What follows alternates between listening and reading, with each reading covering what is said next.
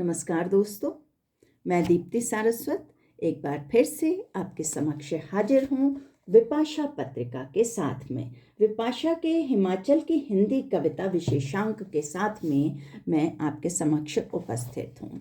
आज मैं आपके साथ शेयर करने वाली हूँ 3 कवियों की 3 कविताएं। बहुत ही महत्वपूर्ण कवि और उतनी ही महत्वपूर्ण कविताएं। सबसे पहले आपकी नज़र है जे स्वामीनाथन की कविता। शीर्षक है गांव का झल्ला। हम मानुस की कोई जात नहीं महाराज। जैसे कौवा कौवा होता है, सुग्गा सुग्गा, और ये छितरी पूंछ वाले अबाबील अबाबील, तीर की तरह ढाक से घाटी में उतरता बाज बाज, शेर शेर होता है, अकेला चलता है, सियार सियार, बंदर सो बंदर, और कगार से कगार पर कूद जाने वाला काकड़ काकड़। जानवर तो जानवर सही, वनस्पति भी अपनी अपनी जात के होते हैं। कैल कैल है, दयार दयार, मगर हम मानुस की कोई जात नहीं। आप समझे ना?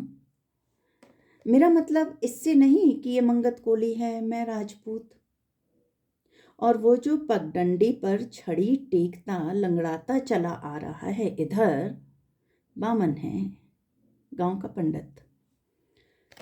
और आपकी क्या कहें, आप तो पढ़े लिखे हो महाराज। समझे ना आप, हम मानुस की कोई जात नहीं। हम तो बस यूँ समझें आप कि मुखौटे हैं, मुखौटे।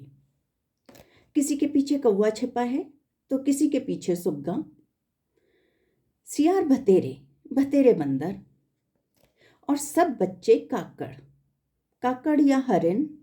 क्यों महाराज? शेर कोई कोई, भेड़िए अनेक। वैसे कुछ ऐसे भी जिनकी आंखों में कौवा भी देख लो, सियार भी, भेड़िया भी, मगर ज्यादातर मवेशी। इधर उधर सींगे उछाल इतराते हैं, फिर जिधर को चला दो चल देते हैं। लेकिन कभी कभी कोई ऐसा भी टकरता है जिसके मुखौटे के पीछे जंगल का जंगल लहराता है और आकाश का विस्तार। आंखों से झरने बरसते हैं और ओंठ यूं फैलते हैं जैसे घाटी में बिछी धूप, मगर वह हमारी जात का नहीं। देखो ना, मंदिर की सीढ़ी पर कब से बैठा है, सूरज को तकता। ये हमारे गांव का झल्ला।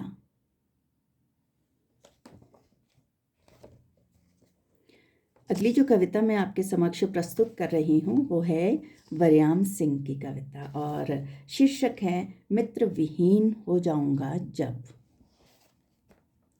एक दिन मैं देखूंगा कि मैं मित्र विहीन हो गया हूँ पूरी तरह।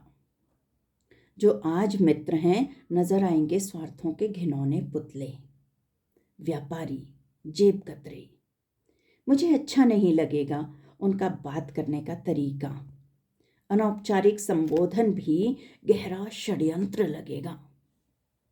भाग खड़ा होऊंगा हर तरह के स्नेह की गंध छोड़ते शब्दों से।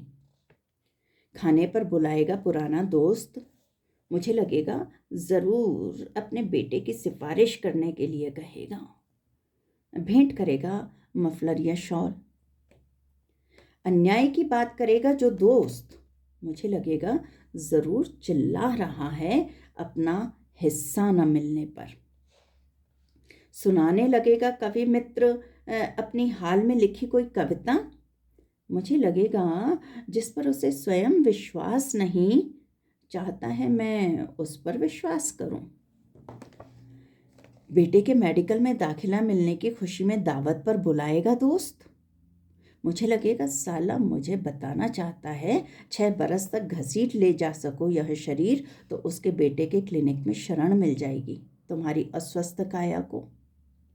सस्ते में इलाज करा देगा, या बताना चाहता है बेटी के लिए दूर नहीं अपने ही शहर में वर मिल जाएगा, इसके लिए ठीक से बचत करना शुरू कर दो अभी से।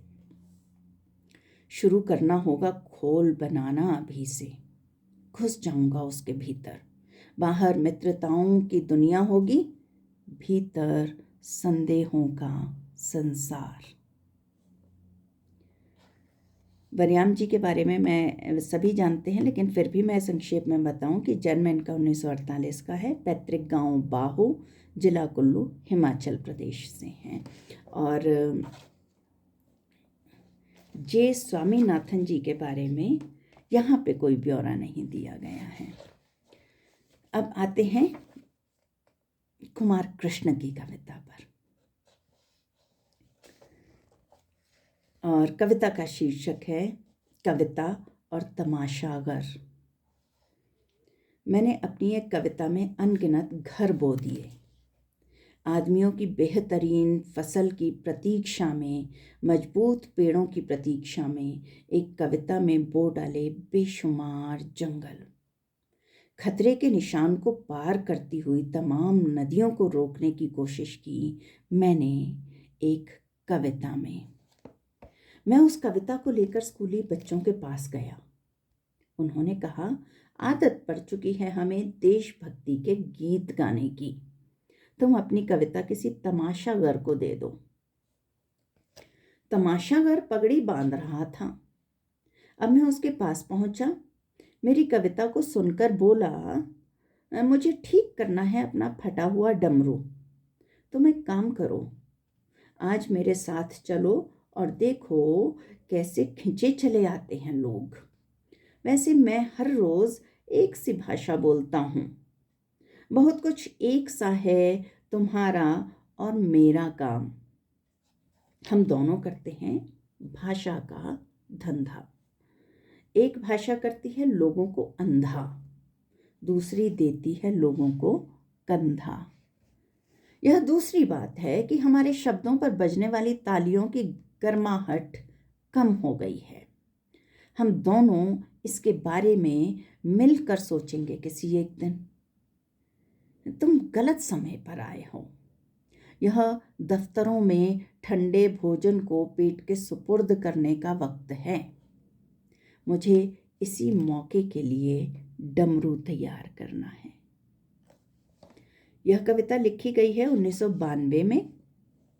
पैतृक गांव कुमार कृष्ण जी का है, नागड़ी, शोघी, जिला शिमला से हैं। आज के लिए इतना ही।